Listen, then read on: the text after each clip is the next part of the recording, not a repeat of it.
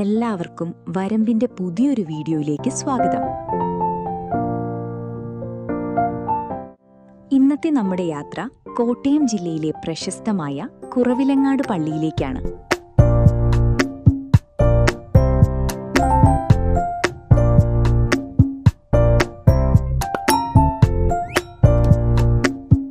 ചരിത്രവും ഐതിഹ്യവും ഒരുപാടുള്ള നാടാണ് കുറവിലങ്ങാട്.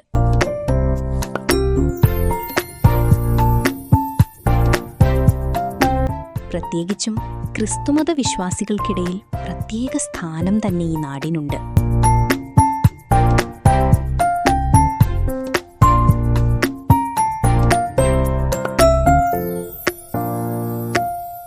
ലോകത്തിൽ ആദ്യമായി മാതാവ് പ്രത്യക്ഷപ്പെട്ടു എന്ന് വിശ്വസിക്കുന്ന കുറവിലങ്ങാട് പള്ളി.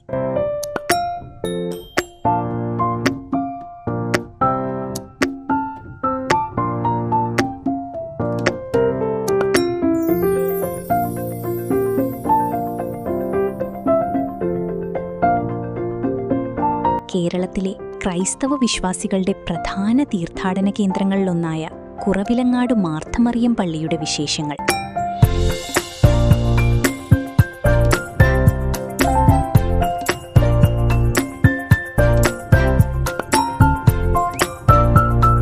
കേരളത്തിൽ തോമസ് ലീഹ സ്ഥാപിച്ച 7 പള്ളികൾ കഴിഞ്ഞാൽ ഏറ്റവും അധികം പ്രശസ്തമായിരിക്കുന്ന ദേവാലയമാണ് കോട്ടയം ജില്ലയിലെ കുറവിലങ്ങാട് സ്ഥിതി ചെയ്യുന്ന കുറവിലങ്ങാട് മാർത്തമറിയം ഫൊറോന ദേവാലയം.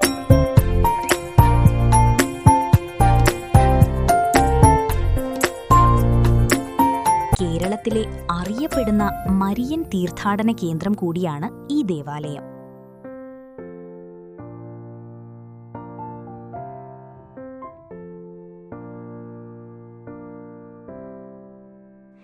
ചരിത്രവും ഐതിഹ്യവും ഒരുപാടുള്ള നാടാണ് കുറവിലങ്ങാട്. പ്രത്യേകിച്ചും ക്രിസ്തുമത വിശ്വാസികൾക്കിടയിൽ പ്രത്യേക സ്ഥാനം തന്നെ ഈ നാടിനുണ്ട്.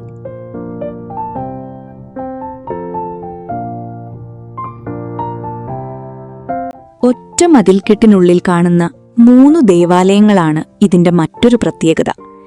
വലിയ പള്ളി എന്നറിയപ്പെടുന്ന ഇടവക പള്ളിയാണ് അതിൽ പ്രധാനപ്പെട്ടത്. പലതവണ പുതുക്കിപ്പണത് ഈ ദേവാലയം ഇന്നു കാണുന്ന രീതിയിലായത് 1960കളിലാണ്. പള്ളിയുടെ മണിമാളികയോട് ചേർന്നു സ്ഥിതി ചെയ്യുന്ന ചെറിയ പള്ളി സെബസ്ത്യാനോസിന്റെ നാമത്തിലുള്ളതാണ്.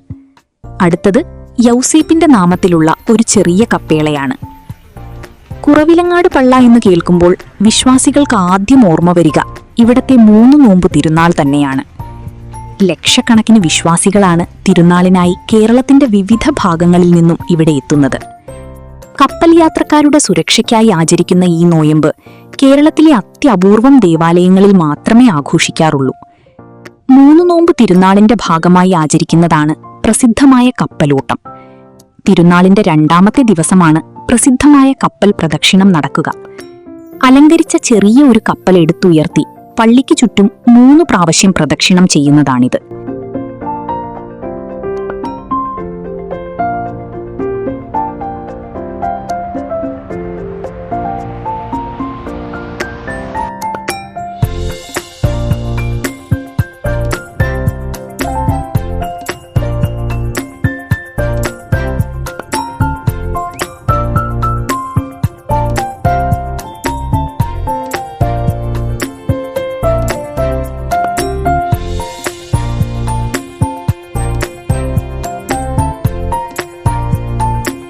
കറുത്തേടം, ചെമ്പൻകുളം, പുതുശ്ശേരി, അഞ്ചേരി, വലിയ വീട് എന്നീ 5 വീട്ടുകാരാണ് 3 നോമ്പ് തിരുനാളിന് കപ്പൽ വഹിക്കുന്നത്.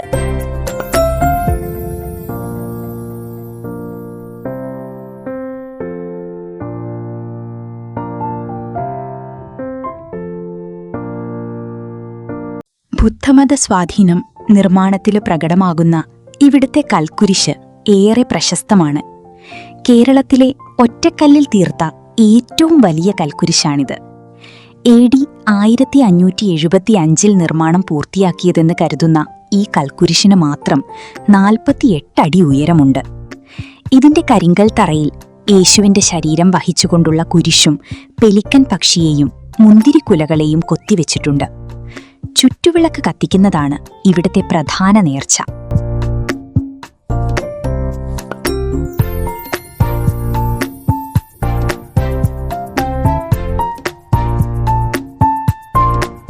അത്യപൂർവമായ മതസൗഹാർദ്ദത്തിന്റെ കഥയും കുറവിലങ്ങാട് പള്ളിക്കുണ്ട്.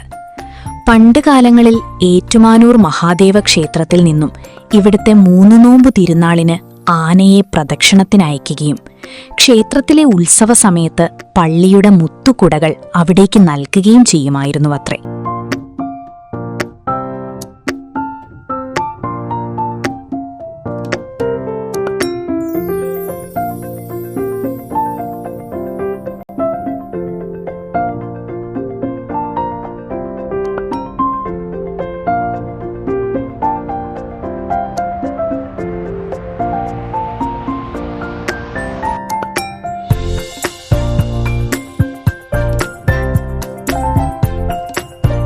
പാലയൂരിൽ നിന്നും ക്രിസ്തുമതം സ്വീകരിച്ച പലലോമറ്റം തറവാടുകാരുമായി ബന്ധപ്പെട്ടതാണ് രണ്ടാമത്തെ കഥ.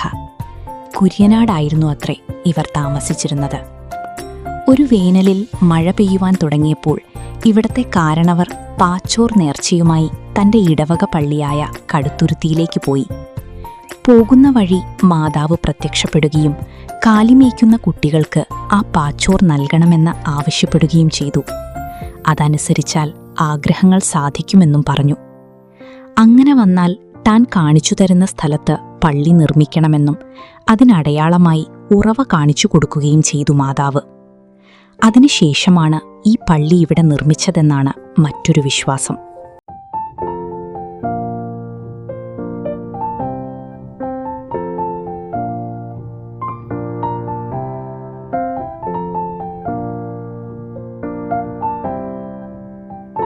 എത്ര കടുത്ത വേനലിലും ഇന്നും വറ്റാതെ നിൽക്കുന്ന ഇവിടത്തെ കിണറിന് പള്ളിയുടെ ചരിത്രത്തോളം തന്നെ പഴക്കമുണ്ട്. മാതാവ് കാണിച്ചു കൊടുത്ത അദ്ഭുത ഉറവ ഇവിടെയാണെന്നാണ് വിശ്വാസം. രോഗം മാറുവാനും മറ്റും അദ്ഭുതകരമായ കഴിവുകളുള്ള ജലമാണ് ഈ കിണറ്റിലേതെന്നാണ് വിശ്വാസം. ഉയർന്ന ഒരു പ്രദേശത്ത് ചെറിയ താഴ്ചയിൽ വറ്റാത്ത വെള്ളമുള്ള ഈ ഉറവ ഇന്നും ഒരത്ഭുതമാണ്.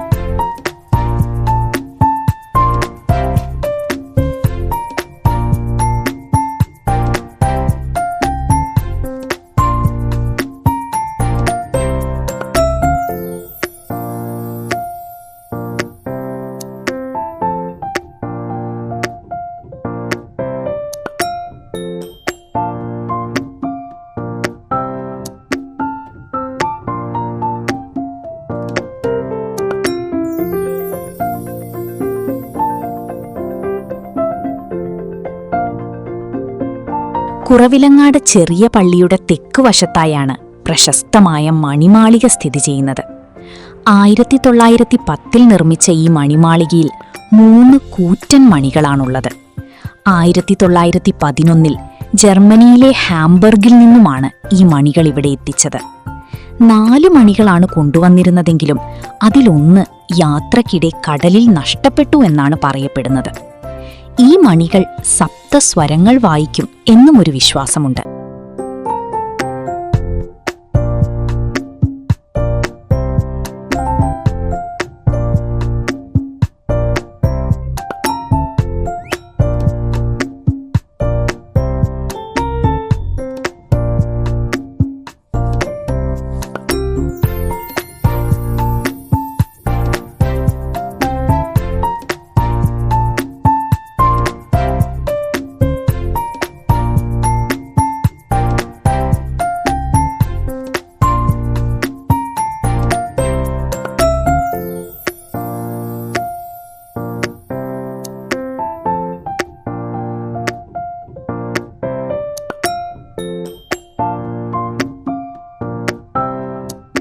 കോട്ടയത്ത് നിന്നും 22 കിലോമീറ്ററും പാലായിൽ നിന്ന് പാലാ വൈക്കം റോഡ് വഴി 18 കിലോമീറ്ററുമാണ് കുറവിലങ്ങാട് പള്ളിയിലേക്കുള്ളത്. ഏറ്റുമാനൂരിൽ നിന്നും 10 കിലോമീറ്റർ ദൂരമുണ്ട്.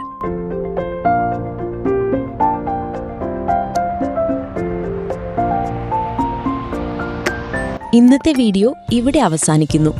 വീഡിയോ ഇഷ്ടമായെങ്കിൽ ലൈക്ക് ചെയ്യാനും ഷെയർ ചെയ്യാനും ചാനൽ സബ്സ്ക്രൈബ് ചെയ്യാനും മറക്കല്ലേ.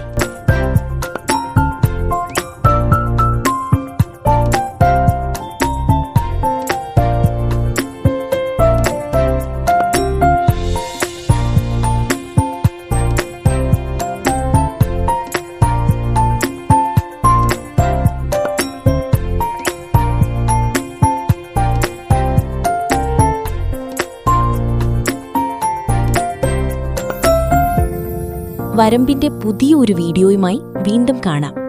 നന്ദി.